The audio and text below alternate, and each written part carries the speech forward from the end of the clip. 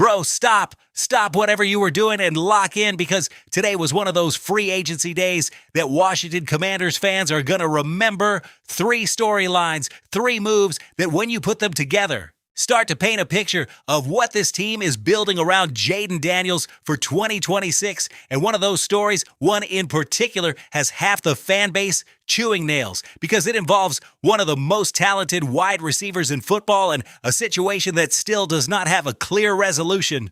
Today, they signed a young tight end with massive upside. Today, Adam Schefter opened that mouth about Brandon Aiyuk, and what came out was not exactly what fans wanted to hear. And today, 2 players who have real history with Jayden Daniels, real history, college field, shared locker room, put signatures on Washington contracts. This is free agency. This is the Commanders offseason, and this thing is wild. So if you are here, if you are one of those who ride with this team day in and day out, who suffer and celebrate with every front office move, bro, this video is for you. Let us roll. HTTR fam. News 1, Chig Okonkwo signs with the Commanders. All right, let us start with the move that has the most dollars behind it. Because when Peters pulls out the checkbook and writes $30 million on a 3-year contract, that deserves serious breakdown. The Washington Commanders signed Chig Okonkwo, Chig to the homies. And now Chig to us, a 26-year-old tight end coming off 4 seasons with the Tennessee Titans, who arrives in Washington with a very specific mission: fill the void left by Zach Ertz and become a real threat in Ben Johnson's passing game. And look, before we get into the full breakdown, there is a backstory to how we got here, because this move was not Peters' Plan A. Plan A had a different name, Isaiah Likely. The Ravens tight end was target number 1. The player who made the most sense for the Commander system, and Peters went after that hard, but the price did not line up. No deal. And when Likely was off the table, Peters had to pivot fast because the market for quality tight ends does not wait on anybody. And bro, let us be real, that one stings a bit. Likely was the ideal player for this system, but that is how free agency works. You do not always land the first name on your board, so Peters turns and goes for Okonkwo. And here's the part that has me genuinely optimistic. This dude is 26 and has never played with a good quarterback, not once in the league. Those 4 seasons in Tennessee came with quarterback play that went from mediocre to flat out bad depending on the year. And even so, in 2025, he put up 560 receiving yards, a career high with that kind of passing support. Now imagine, fam, just picture what happens when Jayden Daniels is the one throwing passes. A quarterback who reads the field in seconds, who hits timing throws with accuracy, who understands how to use tight ends in space. The ceiling for Okonkwo with Daniels pulling the trigger is significantly higher than what his Tennessee numbers suggest. That is exactly the type of bet Peters is making here, a bet on upside, not on the old stat sheet. Let us talk athletic profile, because that is key to the fit. Okonkwo is not a blocking tight end.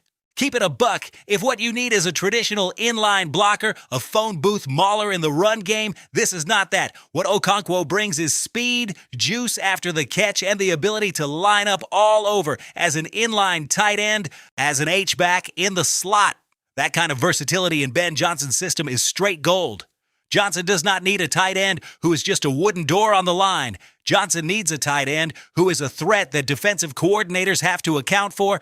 And Okonkwo, when he is loose in space, is exactly that. Here's the tactical point that matters most to me. When you have Terry McLaurin threatening outside as the elite X receiver that Terry is, and you have Okonkwo running seam routes right down the middle, opposing safeties live in a constant dilemma.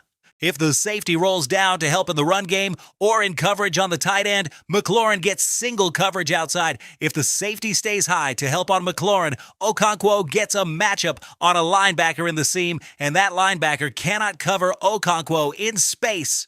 There's no clean read for the defense. That, fam, is what Ben Johnson is drawing up on the whiteboard. Now, the contract, 3 years, $30 million, $10 million per year, and here I have to be honest, because anything else would be fake, it is a little pricey for Okonkwo's current profile. Tampa Bay gave the same number to Cade Otton, who has more cumulative production and a better reputation as a blocker. So yeah, Peters is paying a premium. Part of that premium is the leverage situation. When Likely was off the table and the market tightened up, Peters did not have a ton of room to push the price down. The other part is the upside bet on a young player. Is it a gamble? Absolutely. Is it reckless? I do not think so. 10 per year for a 26-year-old tight end heading into prime years does not wreck the cap. The Commanders have plenty of financial flexibility to absorb it, and if Okonkwo turns into a Pro Bowl tight end in Washington, something that has a real pathway, not just fan fiction, Peters ends up looking like a genius. If it does not hit, it is still a manageable contract that does not sink the long-term build. What is crystal clear is this: the Commanders saw what Zach Ertz did last season. They saw how Daniels leaned on that tight end in key moments, how the tight end spot was absolutely central in Johnson's system, and they said, we are not walking into 2026 without a real answer there. Okonkwo is that answer, not perfect, but real. And in the NFL, sometimes the real thing you can actually get is better than the perfect thing that never shows up. One more detail I do not want to skip. Okonkwo is a Maryland product and now lands in Washington to play with Nick Cross, the college teammate already in the Commanders' locker room. That Maryland connection in the room, that familiarity between players who already know each other, who already have history, that helps with the transition. It is not something you could put on a spreadsheet, but it is very real, and in a locker room, real matters. Fam, hit the comments. Do you trust Okonkwo to be the tight end for this squad, or do you think Peters should have just paid whatever Isaiah Likely's price was and called it a day? I want to know where everybody stands. All right, breathe. Because what is coming next is the news that has the entire Commanders fan base in full anxiety mode, in straight F5 refresh mode, refreshing Twitter every 5 minutes, waiting for a notification, and Adam Schefter talked, and what was said, bro, it was not exactly what anybody wanted to hear. News 2, Brandon Aiyuk and the Niners. Schefter reveals the weight. Brandon, Aiyuk, those two names have been living rent-free in every Washington Commanders fan's head for weeks, and today, finally, one of the most plugged-in insiders in the entire NFL spoke on the situation. Adam Schefter from ESPN opened that mic, and what came out was basically a cold bucket of water on the expectations of fans who were hoping to see Aiyuk in burgundy and gold in the coming days. But before we get to what Schefter said, let us rewind this entire story from the jump, because there is a lot of context here that is crucial to understand why this is so messy and why the Niners hold so much power right now, even though everybody on earth keeps assuming Aiyuk is destined for Washington. Brandon Aiyuk was drafted by San Francisco in the first round of the 2020 draft. First round pick, the Niners invested heavily, developed him, gave him an extension, and at his peak, the 2023 season, Aiyuk was one of the best wide receivers in football. We're talking 1,342 yards, 7 touchdowns, Pro Bowl selection. The dude was playing at the top of the position, but something broke. It was not on the field. It broke between player and organization. And when that link breaks in the NFL, especially when there is contract tension on top and the player chooses not to play, things get complicated fast. Aiyuk basically disconnected from the Niners, cut communication with the building, and Kyle Shanahan and John Lynch, two people who are not exactly pushovers, were left both puzzled and frustrated. Here's the key detail for the current power dynamic. San Francisco has already been voiding the guaranteed money in Aiyuk's contract. The guaranteed cash is basically gone, and without guaranteed money, the Niners have the power to stash Aiyuk on the roster, keep that salary cap line on the books without Aiyuk having any real leverage. They can sit him, they can park him in limbo, they can make Aiyuk wait, and apparently that is exactly what they intend to do. Now Schefter steps in, and the ESPN insider, who has sources in every corner of the league, dropped this, and listen to this carefully because it matters. I would like to add on that they are not planning to release him anytime soon. They essentially have no guaranteed money left on his contract, so they can hold on to him for the time being. I think they will be holding on to him to see if there is any trade value at all. Washington does make a lot of sense. He played with Jaden Daniels in college. They are very close. I am sure Jaden would love to play again with Brandon Aiyuk, but I do not get the sense that the 49ers are in any rush to move on. You heard that? They are not planning to release him anytime soon. I do not get the sense the Niners are in any rush to move on. Bro, that is Schefter telling us in insider language that fans who were expecting Aiyuk to be signing with Washington this week are probably going to be waiting a good while longer. The reason is simple, and it is called leverage. John Lynch is a principled dude and also a businessman. That wide receiver undermined the team, cut off the building, stirred up drama in a season that was already complicated thanks to injuries to key players, and even with all that chaos, the Niners still made the playoffs. Aiyuk did not play, and San Francisco was still in the postseason. That tells you everything about Aiyuk's leverage right now. Practically none. Lynch can sit on the contract until a trade offer pops up that he likes. He can work the phones, see which teams are serious. He can simply make Aiyuk wait as a way of flexing the control that a general manager has in this situation. And Aiyuk, on that side, has one tool. Silence, that is it. No ability to force a trade, no ability to demand a release with guaranteed money because there is nothing guaranteed left. No leverage to make demands, just time. And bro, let the record show, Aiyuk brought this on. When you decide to unplug from your team and create that level of tension with your front office, you better be ready for the consequences. Lynch and Shanahan do not owe that situation anything at this point. Now, from the Commanders' perspective, this is important. Washington is not going to move desperate. Adam Peters is watching this from a distance with patience, nowhere near all in yet. Peters is not about to ship out the entire draft just to land a player in a weird situation whose availability is murky. What Peters is doing and what makes sense strategically is working other wide receiver options while waiting to see how the Aiyuk saga evolves. We already saw Peters swing at Alec Pierce, did not land.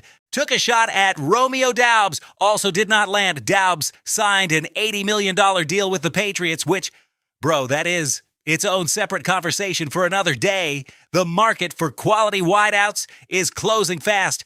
And while Peters keeps hunting, Aiyuk stays stuck in limbo in San Francisco. But there is something Commanders fans need to keep in mind. Aiyuk's most likely final destination is Washington. Pure logic almost forces that conclusion. Jayden Daniels, the Arizona State connection, the clean fit in Johnson's system, Aiyuk's very public desire to be in D.C. Any other outcome would be a surprise. The question is not if Aiyuk ends up in Washington. The question is when and at what price. If the Niners demand a trade, Peters will have to pay with picks or players. If they eventually cut him, Washington can sign Aiyuk in free agency without sacrificing draft capital. And Peters clearly prefers that second path. That is why Peters is not sprinting to toss some monster draft pick offer at Lynch. Peters is sitting back to see whether Lynch eventually blinks and just cuts Aiyuk loose. The Daniels-Aiyuk bond at Arizona State is not some throwaway line, fam. That is two players who built a real relationship in college, who understand each other on and off the field, who share history. When Daniels became the legend Daniels was at Arizona State, Aiyuk was part of that chapter, and now Aiyuk has been sending public signals that Washington is the endgame. He cut off the Niners, made it clear that the reunion with Daniels is the goal. The dude wants D.C., but wanting something is not enough in the NFL. Lynch has the power right now, and Lynch, per Schefter, is in no hurry whatsoever. So, fam, this is going to play out like a soap opera. Daily episodes, every little rumor matters. Does Peters land another wideout while waiting? Do the Niners get a trade offer from some random surprise team? Does Lynch finally get fed up and cut Aiyuk? There are multiple possible timelines here, and none of them has a clear date attached. What I do know is this: if Brandon Aiyuk gets to Washington and adds elite talent next to McLaurin, Okonkwo, Krosky, Merritt, and White, this offense becomes a nightmare for any defense in the league, a straight-up nightmare that Ben Johnson is going to have a blast game planning every week. But first, Washington has to actually get Aiyuk in the building.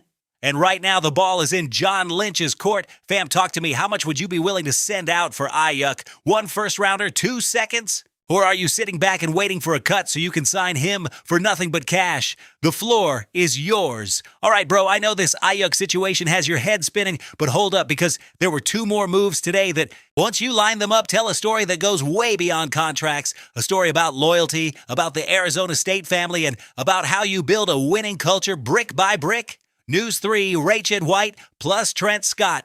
2 pieces, 1 clear vision. There are free agency moves that are fireworks. Those are the ones that blow up the timeline, rack up millions of impressions, have insiders tweeting at 2 in the morning. And then there are free agency moves that are quiet, but just as important. Today, the Commanders made 2 of those quiet moves, and when you look at them together, you get a very clear picture of the philosophy Adam Peters is installing in this roster. Rachaad White, running back, 27 years old, former third-round pick from the 2022 draft, 4 seasons with Tampa Bay, and now officially a Washington Commander on a 1-year deal.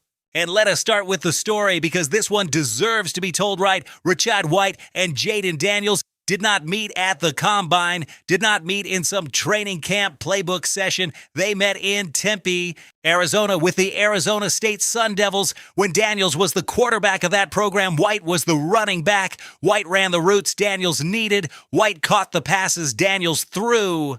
They built an on-field connection you do not get from a playbook.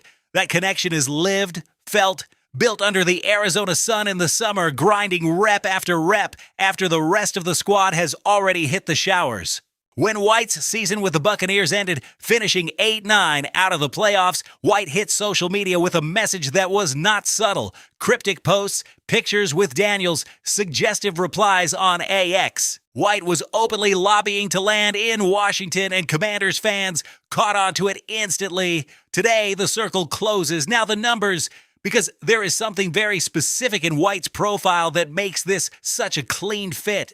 In 4 seasons with Tampa Bay, White logged at least 40 catches every single year, at least 40 every year without fail. In total, 205 receptions, 1,450 receiving yards, 11 receiving touchdowns. This dude is an elite receiving back, not just a runner, a weapon in the passing game who can line up in the slot, release out of the backfield in route concepts, and create mismatches against linebackers who simply do not have the speed to stay with him. Why does that matter so much for the Commanders specifically? Because Jackery Kroski-Merritt, the rookie who was an absolute revelation last year with 805 yards on the ground and 8 rushing touchdowns, finished the season with only 9 catches. 9 all year. And look, Kroski-Merritt can run. The kid has burst vision and the ability to make the first defender miss in the backfield. But in Ben Johnson's system, the running back has to threaten in the passing game. 2, defenses have to account for that player in routes out of the backfield. That is where White comes in and completes the picture. Think about it tactically. Kroski-Merritt as your primary runner, your downhill battering ram, the one ripping off those inside zone carries. White as your third down back, your passing down specialist, leaking out in flat routes and angle routes, while Okonkwo attacks the seam and McLaurin works outside. The defense cannot cover every one of those stress points at once. There's no defensive scheme in the world that can clamp all of that without leaving something exposed. And Daniels, who reads the field faster than almost any quarterback in the league, is going to find whatever stays open. The 1-year contract makes sense for both sides. The Commanders do not tie themselves long-term to a 27-year-old running back who is clearly a complementary piece and not some heavy-volume workhorse. White, on the other side, gets a chance to shine in a better system with a quarterback already familiar from college to show out and hit the next free agency cycle with a stronger negotiating position. Smart business both ways, and there is a human detail that is worth calling out. White got to Tampa in 2022, split snaps with Leonard Fournette, stayed patient, learned. In 2023, White became the primary back and took off.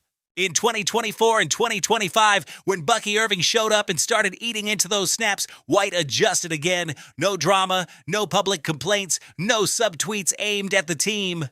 Stayed professional, stayed productive in a reduced role, even served as a model for the younger backs in the room. And fam, that kind of character, the ability to park the ego for the good of the squad, is exactly what a young building phase team needs in the locker room. Now, the other quiet move of the day, Trent Scott re-upped with the Commanders for 1 more year. And yeah, I know, Trent Scott is not making ESPN First Take. Nobody is doing a 20-minute Twitter film thread on Trent Scott. But listen up, because in real football, offensive line depth matters more than any highlight reel will ever show you. Scott is 32 years old with 8 NFL seasons. He has played for the Chargers, Panthers, Steelers, and these last 3 years in Washington. Over that time with the Commanders, Scott has appeared in 35 games with 6 starts, including 3 starts last season across 8 appearances. He's not a starter, that part is clear. With Laramie Tunsil at left tackle, Josh Connerly developing at right tackle, and Sam Cosmi locked in at guard, the top of the offensive line depth chart is pretty stacked. But here's the question Peters has to be asking. What happens when someone goes down? What happens if Tunsil or Connerly miss time? In the NFL, offensive lines that are elite in the starting five but thin behind that tend to collapse in November once the injuries start piling up. The Commanders need the 6th and 7th linemen to be reliable players who do not blow up the entire system the moment they step in. Scott can play tackle. Scott can play guard. In fact, with Chris Paul still unsigned in free agency, there are already reports that Scott could compete for the starting left guard job or serve as an emergency option at right guard. That positional flexibility is priceless for a coaching staff that needs real options in the trenches, not just warm bodies to fill out the roster. There is another intangible that you cannot ignore. Scott already knows how everything works in Washington. He knows the protection schemes. He knows the terminology. The calls, the last-second adjustments that tackles and guards make pre-snap. When you bring in a new lineman, there is always a ramp-up period, weeks, sometimes months, where that player is still learning while the regular season clock keeps ticking.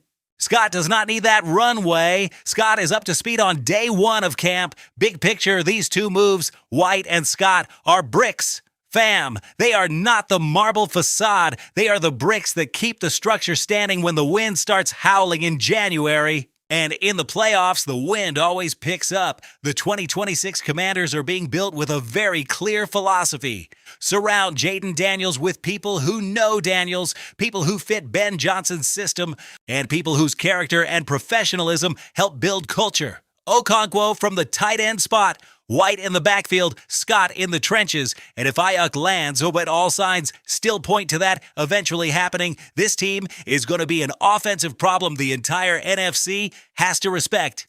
Fam, one last question before we close it out. Do you like the Kroski, Merritt plus White backfield for 2026? Or do you think Peters needs to go get one more back? Drop it in the comments. Bro, breathe. Because today was packed. Okonkwo signed on a $30 million deal that can either go down as genius or as an expensive lesson. I am leaning toward genius. Aiyuk stuck in limbo, while SCHEFTER reminds everybody that John Lynch is not in a hurry, and that patience is going to be the keyword in this saga for weeks. And two Arizona State guys, White and Scott, adding depth, familiarity, and character to a roster that is finding its identity in real time. Is this roster finished? No. There is still work to do in the wide receiver room. There are still questions on the offensive line. The draft is coming, and with it, more pieces. But the direction, fam, the direction is crystal clear. Peters is building a team around Jaden Daniels with the right philosophy. Youth with upside, system familiarity, strong locker room character, and when your franchise quarterback is one of the best in the league, building smart pieces around that star is the entire assignment. I am fully strapped in for the 2026 ride, all the way. Are you? Then bro, if you made it this far in the video, you owe me just 30 seconds of your life and a sub if you're not part of the family yet. Free agency keeps rolling, the draft is coming up, and Aiyuk is still in San Francisco for now, but that chapter is not over. See you in the next video, fam. HTTR always.